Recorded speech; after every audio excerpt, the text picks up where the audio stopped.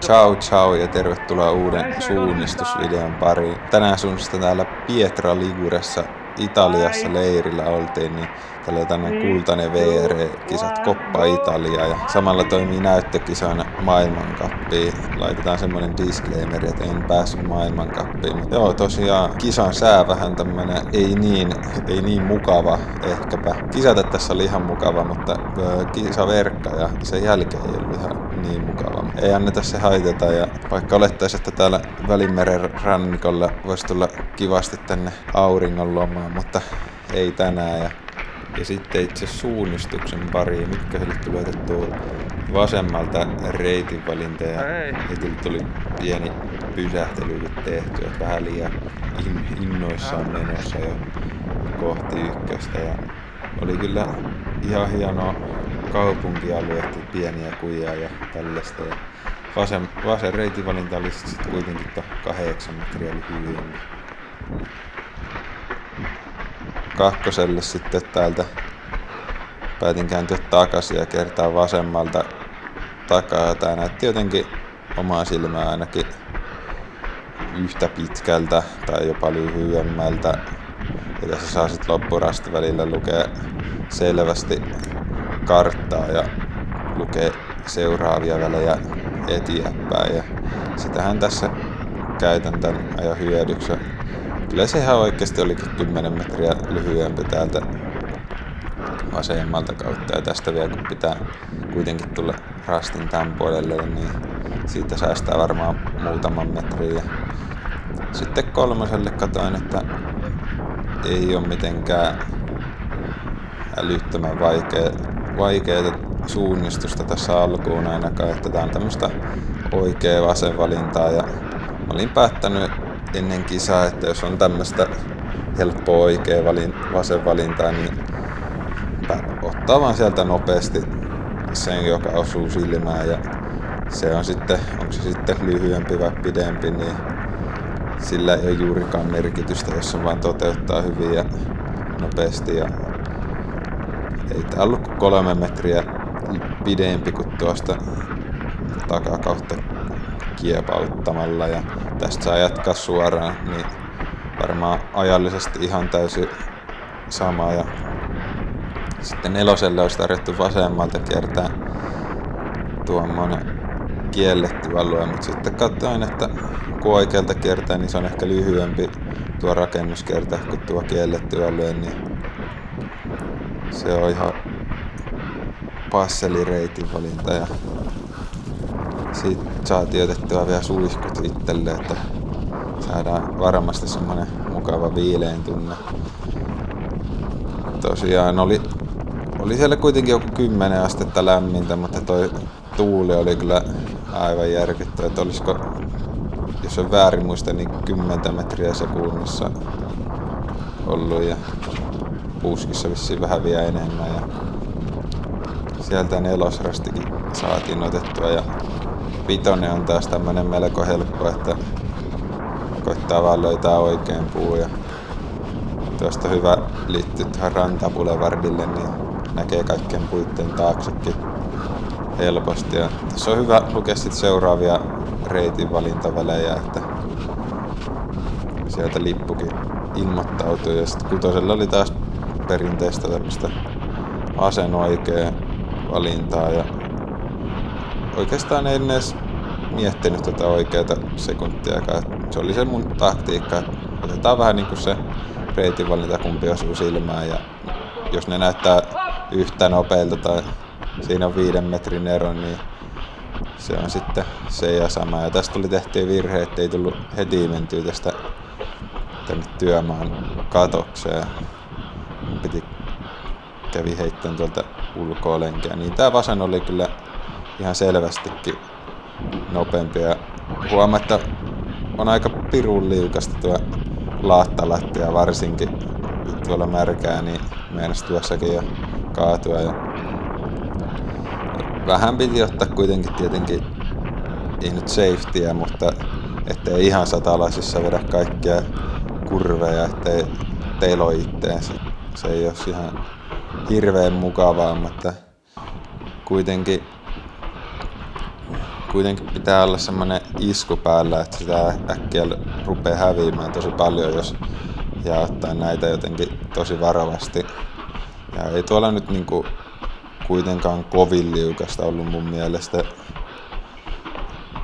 Ja sitten kasirastille taas aika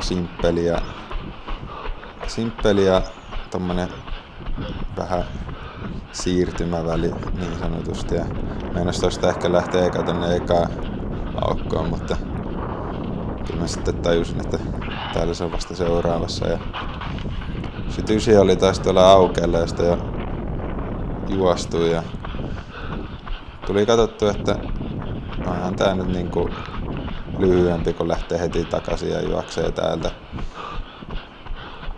täältä näin kakkosrastin vierestä ja olihan se vähän lyhyempi, mutta joo. Ehkä siinä paino se, että oli tässä jo monta kertaa juossut ja tässä näyttää niin avointa, niin ehkä kivempi juosta tässä. Ja sit lähestytään kohti rantaa. Tuolla näkyy noin palmut leijailee aika kovalla vauhdilla. Ja tässä ei juuri rastivälille tarjottu ihan hirveästi reitinvalintaa, mutta tuli otettu täältä tämmönen maisemakierros, että olisi vaan pitänyt tätä autotia vierustaa juosta. Niin tästä sitten piti vetää vielä alas. Ja se oli nopeampi täältä, mistä mä menin, kun tuolta oikealta olisi kiertänyt, mutta ei siinäkään juuri hirveästi olisi ollut eroa. Ja sitten tänne oikein mukavalle pehmeälle hietarannalle ja rastilippukin meinaa siitä lähteä toiseen suuntaan. Ja vähän mietin ennen kisaa, että onko kuinka syvällä vedessä rastiliput, kun oli aikamoiset aallot oli ennen kisaa, kun verkkasin tuossa rannalla tai rantapulevardia pitkin, niin tähän oli tehty parit kielletyt, niin saatiin tämmönen chick-chack. Ja siinä oli ehkä koitettu hakea ratamestari semmonen reitinvalinta, että jos kiertäisi, haluaisi käyttää tuolta asfalttia, mutta se on kyllä niin paljon pidempi, että ei edes tullut itselleen sen mieleen, että sieltäkin voisi mennä. Ja olihan tää nyt inhottava juosta tässä hiekalla. Ja tässä sitten luettu koko hiekkarannan aikaa oikeastaan tuota seuraavaa 13-14 rastiväliä. Se on niin pitkä väli, että se oli aika tärkeä saada lyhyin reitinvalinta ja siitä saadaan teillekin näkyviä, että tossa kun katsoo, niin rautatie voi ylittää yhdestä kohtaa ja alittaa toisesta, eli oikealta tai vasemmalta, niin osui itselle ehkä silmään, että toi vasen voisi tuolta olla selvästi lyhyempikin. Se, että en oikeastaan sitten enää ihan hirveästi edes kattonut tuota oikeaa valintaa, kun päätin, että otan tämän vasemman valinnan. Ei jäänyt niitä vertailemaan siinä, niin sit piti oikeastaan löytää tästä vaan parhaimmat valinnat tänne rautatien ylitykseen. Ja kuten tuostakin kartasta nähdään, niin kyllä täältä oli lyhyempi, mutta jos tuolta oikealta olisi vetänyt hyvin, niin olisi ollut ihan oikeastaan sama matka. Että kunhan se oikeastaan ratkaisi tässä alkuvälin näillä tällaisilla oikea vasen valinnoilla, että mistä kiersi ton torin tai tuon aukion ja nuo talot, niin ei siihen ollut sitten muuten ihan hirveätä eroa. Ja sitten tässä kun lähdettiin tuolta pois ja oli pitkä suora, niin mä ajattelin, että siinä on hyvä aika lukea kyllä karttaa ja luin sen koko väliin, mutta samalla juoksin aivan tosi kovaa, kun tiesin, että tässä pitää juosta täysiä ja juoksinkin täysiä, niin jos ei juokse täysiä, niin ei voi pärjätä. Ja tässä mä katsoin, että portaat tulee vielä ylös. Mä olin lukenut, että sit menee vaan pelkkä liuska, niin piti jäädä vähän siihen katsoa, ettei mene johonkin väärään paikkaan. Mutta täältä kyllä sitten hyvin löytyy tuo rasti. Ja joo, vähän ehkä semmonen ajoin itteni ehkäpä jopa miinään, että paukutin ehkä liian kovaa tuota mäkeä ja suoraan ja ei oo tullut oikein ihan hirveästi vedettyä edes mäkitreeniä tai mitään vastaavaa, niin alkoi tässä jalat aika nopeasti hapottaa ja sitten toi kylmä keli vielä, niin rupesi hyydyttää aika kovasti rehellisesti. Ja tässä näin niinku just näillä mailla, että on tässä 10 minuuttia jo suunnistanut, niin tää on aika normaalisti meikäläisellä se kohta, missä rupeaa hapottaa. Ja sitten tänne 15 rastille, niin tuolta yläkautta olisi ollut lyhyempi, mutta siinä oli sen verran paljon enemmän nousua, niin on se selvästi nopeampi täältä alakautta sitten kuitenkin. Ja tässä ollaan nyt aika pitkään käytännössä noustu pelkästään suoraan ylös. Ja tästä oikeastaan lähtee se kierre, että tulee otettua huonoja reitinvalintoja ja tehtyä pieniä virheitä ja rupesi hapottaa ja vähän sippaamaan tää juoksu ja sitä kautta sitten suunnistuskin tahras. Vaikka tässä niinku paljon yritti lukea tuota karttaa, niin ei siitä oikein saanut sitten selvääkään enää. Ja tuohon lopussa tulee vielä semmonen serpenttiinilasku, niin sitä yritin lukea. Ja mä katsoin, että tosta olisi päässyt jostain todennäköisesti tuota vihreitä reittiä, mikä lyhyempi on, mutta mä en sit löytänyt sieltä niinku varmaksi, että onko se niinku portti kiinni vai auki, että pitääkö kuinka kaukaa kiertää, niin piti sit ottaa vähän varman päälle täältä vasemmalta rasti ja siinä sai tällaisen puun yli kyllä pomppia ihan kivasti. Ja sitten vähän lyhyempi rastiväli taas vaihteeksi ja sen jälkeen taas hyvä oikea vasen reitinvalinta. Ja en tiedä, tässä on kyllä niin kuin jotenkin suunnistus aivan karmeita. Tulee tällaisia vähän pikkupysähtelyitä ja mietintämyssyllä pitää laittaa aina välillä päähän. Ja tässäkin pitkään katoin karttaa, en tiedä edes katoinko sieltä kartasta mitään. Ja sitten yritin vielä vilkuilla tuonne, että olisiko tuolla aidassa joku rako, mitä en olisi huomannut kartasta. Ja vähän tämmöistä huonoa tekemistä. Ja meinasin vielä liukastua siinä ja vähän semmoisen spagaatiasentoon mennessä lähteä, mutta ei onneksi käynyt mitään. Et vähän ihmettelin itsekin, että miten tässä ei niinku tullut käytyä pehvallaan tai kyljellään oikeastaan kertaakaan. Ja ei vissiin kovin moni muukaan käynyt. Et kai ihmiset sitten varo sen verran paljon. Ja sitten tää väli 19, niin katoin, että oikealta on ehkä lyhyempi ja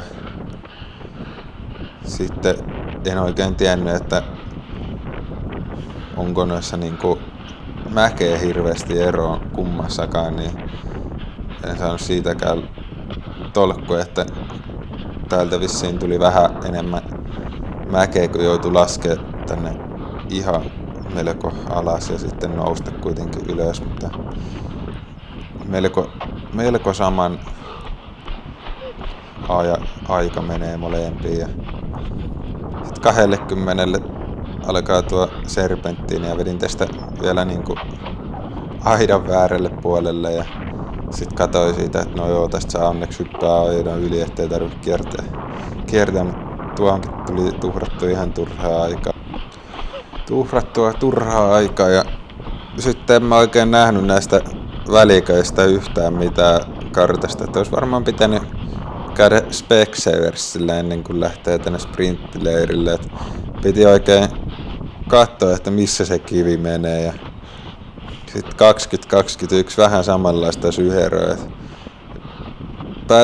päätin ottaa semmoisen taktiikan, että jos mä vaan niinku juoksen alas ja katon täältä, että mistä pääsee, niin mä todennäköisesti pääsen sillä parhaaseen lopputulokseen, että en jäisi niinku vaikka seisoskelemaan kartan kanssa ja katsoa, että mistä pääsee, vaan kyllä täältä jostain pääsee, ja se oli tällä kertaa taktiikka. Ja alkuun itse asiassa osoittautui ihan hyväksi taktiikaksi, mutta sitten kohta nähdään, mitä tuolla alhaalla tapahtuu. Ja jos olisi katsonut karttaa, niin olisi tiennyt, että tuolta oikealta olisi ollut lyhyempi mennä portaita, mutta jos ei näe mitään, niin ei näe mitään. Se on jotenkin, en tiedä miten voi olla niin sokea oikeesti. Ja kohta on vielä niinku tyhmä vielä kaiken lisäksi, että joo, tästä lähennytään tänne rastia alimmaksi. Sitten mä olin kattonut kyllä, että toi on niinku tuolla parkkipaikan lähellä, ja sitten nyt iski epävarmuus, että onko mä nyt tullut niinku liikaa oikealle ja aivan liikaa oikealle. Ja sitten mä jotenkin päätin, että no se on varmaan täällä vasemmalla ja sinne jonkun hauta-arkuille. Ja Ei saatana. Sit kommenteistakin kuulee, että kyllä se vähän ketutti. Et kisan alku meni kyllä tosi hyvin, mutta ehkä se oli vaan se mäki ja kylmä keli, niin laittoi reidet aika jäätävään kuntoon, ja sitten ehkä suunnistus ja pääkin siinä samalla meni. Ja sitten tuli vielä otettu tälle pitkälle reitinvalinnalle. Mä olin aluksi kattonut, että noin samat vaan portaat ylös ja paukutetaan tuota samaa suoraan, että se on aika lyhyt ja sieltä, mutta sitten jossain kohtaa mä luin, että ei vitsi, että täältä parkkikseltakin pääsee, että miksi mä en menisi täältä, ja siinä ei tullut taaskaan verrattua edes niinku niitä reitinvalintoja. Et selvästihän tää vasemmalta on aivan todella paljon pidempiä, kuten tuoltakin näkee, että tämmönen 20-30 metriä tulee tässä lisämatkaa, ja kyllä näin jälkikäteen ottaen pannuttaa aika paljon, että